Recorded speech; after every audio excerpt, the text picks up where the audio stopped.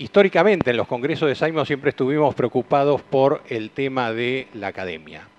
Históricamente los investigadores venimos discutiendo acerca de cómo puede producirse un acercamiento entre la investigación académica o la investigación hecha en la academia y la investigación social aplicada, por decirlo con el término más aceptado, que decimos que hacemos los investigadores comerciales. Maravillosamente, como dijo Juan Carlos al principio de esta actividad, en este congreso hay una significativa presencia de trabajos realizados por equipos en universidades. Este bloque está dedicado específicamente a este tema, el tema de qué manera se congenia investigación académica con investigación aplicada. La primera exposición va a estar a cargo de Sebastián García Dastugue. Sebastián se desempeñó durante más de 10 años en la actividad privada, en empresas públicas y en empresas nacionales y extranjeras, y es licenciado en Sistemas de la Universidad KS, es MBA del IAE, la Universidad Austral, y es PhD en Administración de Empresas de Ohio State University, Columbus, Ohio. Actualmente es director del Departamento Académico de Administración de la Universidad de San Andrés en Buenos Aires, donde además es profesor asociado, y su tema es justamente de qué manera congeniar lo investigado en la academia con la factibilidad de su aplicación en la práctica en el mercado. Así que, Sebastián. Bueno, buenos días. Dicen que los ejecutivos se paran acá y los académicos tienden a caminar, y no sé quién dice que yo soy inquieto, pero no puedo estar, me cuesta mucho estar acá hablando, estando acá parado, así que... bueno, gracias por invitarme. Me pidieron que hablara de cómo se hace investigación académica aplicada. No estoy seguro que si saben en qué se metieron, pero porque las presentaciones que vi fueron muy buenas y muy distintas a los que yo les voy a contar, pero vamos a ver. Hay un problema con la relevancia de la investigación académica. ¿Sí? Los académicos, y estoy hablando de la administración de empresas, que es lo único que sé, y en particular en pocos campos dentro de la administración de empresas, que son los que conozco, pero un académico puede hacer una carrera exitosa siendo completamente irrelevante. Irrelevante para la práctica y irrelevante hasta para la mayoría de la academia también. Un poco para mostrarles cómo es. ¿Quién sabe qué es ser un académico de tiempo completo en la administración de empresas? ¿Saben cómo son las publicaciones? ¿Saben que tenemos que publicar? ¿Saben cómo se divide el tiempo de un académico y demás? Ok. Primer sabor para ver qué es un académico. Si yo tuviera que haber puesto un título académico a esta presentación, el título que hubiera elegido sería este. ¿Está? Rigor académico y relevancia práctica en la producción de investigación y administración de empresas. 2 puntos, sin 2 puntos no vale. Antecedentes e implementación de 2 formas de unir aparentes opuestos. Tiene que tener más de 4 renglones y tiene que tener un 2 puntos, por lo menos, en el nombre. Lo que me pidieron es, entonces, que mencione criterios y la forma en la que se encara investigación. Voy a contar la forma que yo conozco. Voy a contar 2 ejemplos que a mí me funcionaron bien en momentos puntuales. Definitivamente esto no es una generalización ni nada por el estilo. Y bueno, les voy a contar un par de proyectos. Entonces lo que voy a hacer va a ser contarles cómo es la producción de una publicación académica. Voy a hablar de cuáles son los incentivos de un académico para que entiendan por qué somos irrelevantes. ¿Sí? Porque tenemos una razón, somos irrelevantes pero con una razón. Vamos a hablar un poquito de la diferencia entre rigor y relevancia y cuáles son las oportunidades que otra vez yo detecté. Perdón que sea completamente autorreferencial en esto, pero quiero transmitirles claramente de que esta es mi visión, y la semana pasada me tomé una semana sabático, porque todavía no me da para un año. Entonces una de las cosas que hice durante mi semana de sabático fue producir esta presentación, así que es absolutamente mi opinión, ¿está? Con carencia total de rigor científico. Les voy a contar los 2 ejemplos y después les cuento los que para mí son barreras para implementar estos ejemplos que yo les cuento y por qué yo pude lograr hacer este tipo de investigación a pesar de las barreras. Nada majestuoso, digamos, simplemente aproveché la situación. La diferencia entre un buen trabajo analítico, en mi opinión, la diferencia entre un buen trabajo analítico que pueda hacer un ejecutivo o un equipo de consultores y un académico que logra una publicación académica es la publicación, ¿sí? Y no es la publicación en cualquier lado, sino que es la publicación en ámbitos muy determinados, ¿tá? Se llaman, adoptamos la palabra en inglés, que es journal, y la característica que tiene un journal es que, la primera característica es que hay un proceso bastante estructurado de cómo tiene que estar escrito el artículo. Todos los artículos tienen el mismo formato. Y básicamente tiene una revisión de la literatura, tiene una pregunta de investigación, tiene una descripción de la investigación, metodología, recolección de datos y demás, y se produce un manuscrito. Ese manuscrito se manda a distintos journals, a distintas revistas, con referato, o sea que la aceptación de esos journals depende de la revisión de pares. El proceso se llama doblemente ciego, double blinded. ¿Por qué? Porque el autor no sabe quiénes son los revisores y los revisores no saben quién son el autor. Los revisores te dan con un caño para que guardes y para que tengas, ¿sí?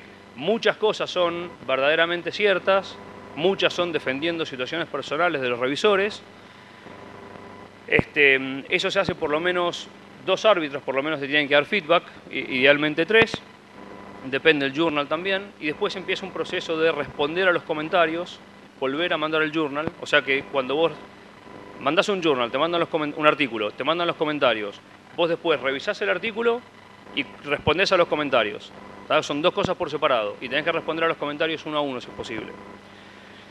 Y después de 2 o 3 iteraciones se termina aceptando el artículo, salvo que te digan que está rechazado al principio, que puede ser, porque si hiciste por ejemplo, si hicieron algún tipo de datos en base a recolección de percepciones y metodológicamente esas percepciones están mal recolectadas, hay un problema en los datos, entonces te pueden decir, mirá, los datos que tenés no sirven para argumentar lo que querés argumentar, así que tenés que volver a recolectar los datos, ni vuelvas a volver a mandar el artículo. ¿Tá? Si el artículo tiene algún problemita, pero sirven los datos, por ejemplo, no sé, te piden que hagas una relación con una hipótesis adicional, algún tipo de esas cosas, lo podés hacer y lo podés volver a mandar. ¿Tá? Este proceso, desde que tenés una idea para saber qué escribir, hasta que el artículo sale en una revista, pueden pasar unos 3 años. ¿Tá? Y pueden pasar más o menos un par de años hasta que te acepten el artículo. Así que es un proceso bastante tedioso, ¿sí? Y lo que hay que tener es varios proyectos al mismo tiempo en distintos estados del ciclo de vida de publicación para que tengas algo cada tanto para seguir alimentándote el ego, porque si no se te cae.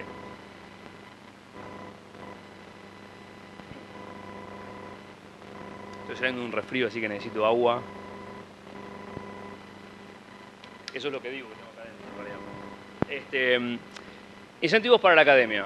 Lo que voy a describir es el modo anglosajón, que es lo que adoptamos en Latinoamérica y está aceptado obviamente en Estados Unidos y en Inglaterra, Australia y la mayoría de otros países. Los asiáticos también adoptaron el modelo anglosajón.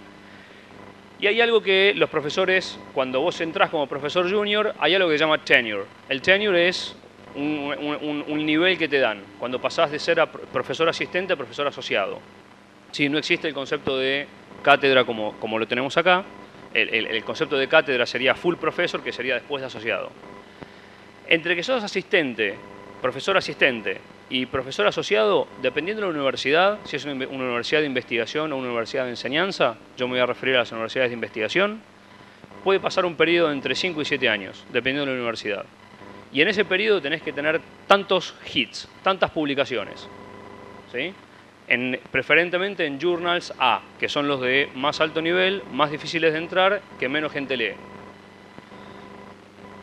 No es chiste, no, o sea, no me estoy haciendo de gracioso adrede, es así. O sea, es un sistema muy endogámico este. ¿Tá? Este es el nudo de la falta de relevancia para la práctica que tenemos. Cuando tenés tenure, ¿sí? El tenure es un mecanismo que se inventó en Estados Unidos, que es un mecanismo de protección, o en Inglaterra, no estoy seguro, un mecanismo de protección para los profesores, para que los políticos no agarren y rajen a un profe que estaba haciendo algo de investigación un poquito controvertida. Y se extendió a todos los campos. ¿Tá? Hasta que vos tenés tenure, tenés la presión, porque el sistema se llama publish or perish, como en las consultoras, que es up or out, es publish or perish. O sea que si vos no llegás a publicar los 5 artículos que te pidieron en los 7 años que tenés, te tenés que ir a la universidad. ¿Tá? Y muy simpático no es. Entonces, hasta ese momento vos estás incentivado a producir lo que sea. ¿Está? Entonces, lo que les pasa a los profe juniors, de lo cual yo zafé porque me fui de Estados Unidos, es que uno empieza a priorizar la cantidad sobre la calidad. ¿Está? Porque en realidad lo que vos necesitas son hits en un journal A. Ahora, el nivel de bondad, el nivel de impacto que tiene ese artículo puede ser bastante poco, pero vos lo tenés, entonces se te cuenta el poroto. ¿Sí? Esto está levemente cambiando, pero Churchill decía que los académicos tenemos demasiado tiempo en nuestras manos, ese era nuestro problema. Entonces los cambios en el mundo académico son bastante lentos. Entonces ahora estamos empezando a fijar, por ejemplo, la cantidad de veces que nos citan. ¿Está? Bueno, de los artículos que yo tengo, que no tengo muchos, pero los artículos que yo tengo, el que salió publicado en el journal de más bajo nivel es el que más citas tiene. ¿Está? Por lejos. O sea, el artículo más académico me lo citaron 20 veces. Este artículo me lo citaron como 400 veces, ponele. ¿Está? Ahora, hablemos de impacto. Estoy incentivado, por un lado, a publicar en Journal A, que no lee nadie, y por otro lado, en donde más me citan y donde más impacto haces en la práctica es en los journals de más bajo nivel. Estoy usando un montón de comillas hoy, me parece. Y después hay otras cosas, que son, por ejemplo, tenés que tener, si es posible, tenés que tener un artículo como único autor. Bueno, hoy día, tener un artículo como único autor las cosas son tan complejas que trabajar solo no se puede. Y además, en general, uno le busca soluciones a esto. Entonces digo, che, Domingo, hacemos una cosa, escribimos 2 artículos, este lo publicás con tu nombre y este otro lo publicamos con el mío. ¿Sí? O sea que muy fácilmente se puede jugar esta métrica. Oportunidades, elegí una sola. Hay un descalce bastante importante entre lo conceptual y las prácticas. ¿Sí? Muchas veces, y esto está en bastantes artículos de distintos campos de estudio, al menos yo lo encontré en distintos campos de estudio, que la práctica va por delante de la academia. Eso era una forma de zarandearle la estructura a los académicos para decirle tenés que empezar a hacer investigación más rápido y tratar de seguir más a los ejecutivos. Pero por otro lado, yo me encontré muchas veces en situaciones en las cuales me llaman para o hacerme una consulta o sale en un curso algún tema, y lo que yo veo es que de repente los managers no tienen las herramientas conceptuales necesarias para poder lidiar con esa situación que me están planteando. ¿Me expliqué bien? ¿Se entendió? Entonces, vos agarrás y a veces me gustaría poder, que esta es la parte difícil de tratar de ser académico relevante, que tenés que agarrar a los ejecutivos y le tenés que decir, o sea, no solo yo como académico tengo que tratar de ser relevante para el ejecutivo, pero el ejecutivo también tiene que tener la habilidad de decir, vení, separémonos un par de horas, divaguemos un par de horas, olvídate del día a día, animate a jugar conceptualmente, y cuando terminamos de jugar un poquito con la caja de conceptos, volvés al mundo real y te fijás a ver qué de estos conceptos te sirven para cambiar tu percepción sobre lo que ves. ¿Sí? Eso tampoco es muy fácil de lograr. Entonces, hay un descalce importante, la práctica va delante de la academia, pero también hay conceptos que no están implementados. ¿Sí? Y estoy hablando específicamente del campo que yo trabajo, y definitivamente no es una generalización. Ahora, el tema es que los académicos queremos la pregunta de investigación. ¿Se acuerdan que les mostré en otro slide? Bueno, esas preguntas cada vez son más chiquitas. Entonces, cada vez tratamos de buscar respuestas más precisas a preguntas más irrelevantes. Entonces somos irrelevantes. Cuando el mundo de la práctica es completamente lo opuesto. El mundo de la práctica se trata de tener respuestas aproximadas a grandes preguntas, avanzar, aprender y volver a preguntarse la pregunta y volver a contestársela, aunque sea levemente diferente la respuesta. ¿Sí? Entonces hay una dicotomía bastante importante. Eso no creo que cambie. Los otros 2 conceptos que yo traigo para hacer que el mundo para que los académicos seamos relevantes, es tomar un trago de agua. Una vuelta me preguntaron qué tenía en el termito, porque uso el mismo termito para todos lados. Y muy serio contesté Cabernet Sauvignon hoy. y después de clase me vinieron a preguntar, che, ¿en serio que tenés que agarrar a ese señor ahí? Bueno, los otros dos conceptos son la orientación al mercado y el desarrollo conjunto, que son dos conceptos de marketing en realidad. Y lo que tenemos es, primero, cuando producimos las preguntas de investigación, no nos enfocamos en quienes las van a usar, por un lado, y por otro lado, no involucramos a los ejecutivos lo suficiente en el proceso de producción científica. Muy pocos ejecutivos quieren involucrarse también. ¿Sí? Es mi experiencia, o sea, son un puñado nada más los que yo encontré al menos. Entonces, los dos ejemplos, ¿cómo venimos con el tiempo? ¿Bien? Los dos ejemplos. Mi tesis doctoral fue un proyecto por encargo. En realidad estaba haciendo shopping. Fui a visitar un par de empresas y les dije, cuéntenme 2 o 3 problemas que tengan. Nos tomamos un café, me contaron 2 o 3 problemas. En realidad fui a una, que es Wendy's, la de la casa de hamburguesas cuadradas, ¿se acuerdan? Y Wendy's, o sea, una organización, me contó un problema que es cómo manejar la planificación y el flujo de producto de los productos promocionales. De esos sándwiches que viven en el menú durante 8 o 10 semanas. ¿Sí? Bueno, planificar y hacer que el producto fluya de esos productos es bastante complejo, porque la demanda es muy cortita, es muy impredecible, hay mucho esfuerzo en el desarrollo del producto y nadie se quiere quedar pegado con el inventario cuando la promoción termina. Ese fue el problema que me dijeron, no sabemos cómo manejar las promociones. Me puse a leer, 2 meses después de leer, esperen, una cosa importante, cuando salimos de Wendy's, en Columbus, Ohio, salimos de Wendy's y mi mentor, que además de ser un grosso en el campo, es así de alto, así que es grande, en aquel momento era grande por todos lados para mí, yo como estudiante de doctorado uno se siente así de chiquito, me dice, so, nada más, no me preguntó nada más, y yo le dije, mirá, como proyecto de consultoría lo veo, pero como proyecto de tesis doctoral todavía no. Entonces no lo queremos hacer, me dijo. Ahora remala desde allá abajo. ¿Sí? Ahí empecé a darme cuenta de lo que era la política y a saber que no podía decir todo lo que pensaba. 2 meses después se me ocurrieron, junté 4 conceptos, se me ocurrió una idea y le dije, mirá, podemos hacer esto, vamos para adelante. ¿Tá? 1 año y medio después, pilas de recolección de datos, pila de análisis, un motor de optimización, produje una forma de resolver el problema. Eso es un proyecto por encargo. A veces pasa, a veces te llaman y te dicen, tengo este problema, donde un consultor ve un proyecto de consultoría, yo de repente veo un proyecto yo o un académico que haga investigación empírica, veo un proyecto de consultoría, pero además, si le meto una vueltita más de rosca, veo una publicación. ¿Tá? Y eso es lo que yo quiero en realidad. ¿Tá? Por eso los académicos, y acá estoy pasando un chivo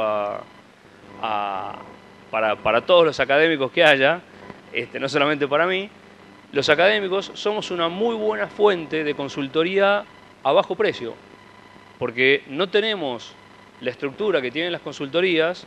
En general se supone que deberíamos estar más en la cresta de la ola conceptual. Es cierto que no podemos proveer todos los servicios que tenemos en la consultoría, pero además tenemos el aliciente que queremos publicar. Entonces, por tener un buen set de datos y un buen caso, somos capaces de bajar el precio, básicamente. Así que sepan cómo negociar a los compradores. La otra forma que uso es el foro. Y esto me entrenó mi mentor de cómo hacerlo. Y el foro lo que hacemos es un grupo de empresas, tiene que ser por lo menos 5 y no más de 15. No puede haber competidores, no puede haber consultores, no puede haber vendedores de software, no puede haber nadie en el entorno que quiera usar el entorno para vender. ¿Sí? Y lo que hacemos es, nos juntamos a hablar. Estas empresas representan múltiples industrias, múltiples roles en la cadena de abastecimiento de repente, y nos ponemos a hablar sobre problemas, y nos ponemos de acuerdo en que algo es un desafío, ¿sí? Algo es un problema. Entonces después ahí empieza el círculo. Cuando definimos ese algo, entonces nos vamos de la reunión y me pongo yo a trabajar con mi equipo de investigadores durante un par de meses. Nos leemos toda la literatura que hay sobre eso y decimos, mira, en la literatura se sabe esto de ese tema. Nos peloteamos otra vez con respecto a eso que presentamos y decimos, bueno, ¿y de acá cómo se lleva a la práctica? y empezamos a trabajar iterativamente, de reunión en reunión, para ir desarrollando un proyecto de investigación. Lo que obtienen los ejecutivos esto es una forma de capacitar, porque están trabajando con gente que está leyendo, se supone que está leyendo lo último que hay sobre el campo. Se junta con pares a pensar, que no es poco. Encontramos, por ejemplo, que no todos los problemas son únicos. No hay una persona que me cuenta un problema que me dice, no, pero acá las cosas son distintas. El problema en este negocio son únicos, ¿sí? Y cuanto vos más cosas ves, más parecidas son las cosas en la base, ¿sí? Entonces, lo que empezamos a encontrar es que los problemas que tiene Nike y los problemas que tiene S.C. Johnson y los problemas que tiene Arcor son todos bastante parecidos y que cada uno lo resolvió levemente de distinta manera o lo tiene resuelto a distinto grado de avance, ¿sí? Y esa interacción entre los ejecutivos y el académico sirven. Lo que hacemos hay que financiarlo esto, así que las empresas pagan un fee anual, que en Argentina no es bastante alto, es bastante bajo. En Estados Unidos puede variar, dependiendo del centro, entre 30 y 50 mil dólares. Y después financiamos proyectos. Hacemos un proyecto, vemos qué es lo que hace falta y ponemos todos plata para que ese proyecto se lleve en marcha. A veces usamos a estas 3 empresas como casos de estudio e interactuamos con las empresas para ver cómo hacemos para resolverlo, y a veces con estas otras 3, o sea que no es que todos están involucrados en todo, ¿sí? Sino que algunos no están involucrados porque no es el momento para participar de ese proyecto, pero sí lo que pasa es que aprenden en el camino. Y lo otro, que lo dije medio tangencialmente, pero esta es la parte central, es que las organizaciones se tienen que involucrar. O sea, si vos pagás el fee y no venís a las reuniones, no nos sirve. Si vos pagás el fee, venís a las reuniones, pero nunca estás interesado en participar en un proyecto y nunca ponés recursos para que esta idea que estamos pensando, veamos a ver cómo lo llevamos a la práctica, tampoco nos sirve, ¿sí? Entonces, el participar y el involucrarse, el involucrar a las organizaciones es un elemento central de que este mecanismo funcione. Las barreras. En Argentina son un poco menos que en Estados Unidos. Al menos por ahora. ¿Por qué? Porque esto que le decía de publish or perish, de publicar o morir, no lo tenemos tan presente, ¿sí? Al menos en la universidad donde yo trabajo, un profesor investigador divide su tiempo más o menos en 40% de enseñanza, 40% de investigación y 20% de servicios a la universidad. Y ese 40% de investigación, a un profesor investigador es lo más importante. Y lo que hacemos es, anualmente, revisamos a ver qué investigación produjo cada persona. Y estamos implementando mecanismos para que si no cumplís con la evaluación de investigación, te echen. Cosa bastante poco usual en una universidad en Argentina. No sé si lo vamos a llevar hasta ese nivel, pero están los mecanismos institucionales en desarrollo para que eso pase. Entonces, las barreras. Poder interactuar con ejecutivos. No muchos académicos a tiempo completo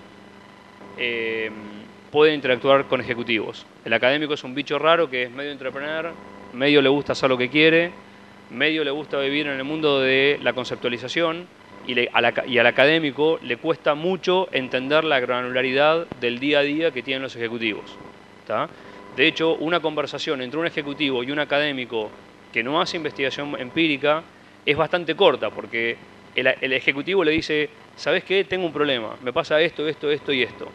Y el académico le dice, sí, está claro, tenés que hacer esto, esto, esto y esto. Y le explica los 3 conceptos que son centrales a lidiar con esa situación.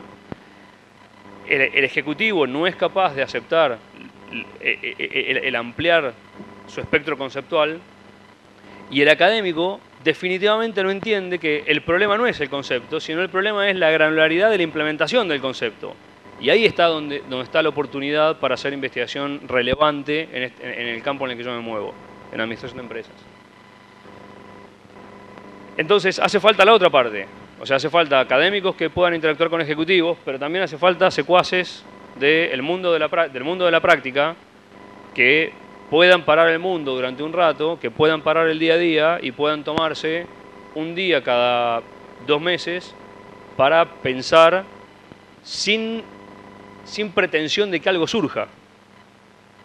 ¿Tá? Porque no te puedes venir no puedes ir a una reunión esperando que de esa reunión va a salir la siguiente gran idea, porque el que cree que tiene una idea majestuosa es porque no leyó lo suficiente, probablemente. ¿Tá? La idea ya estaba ahí.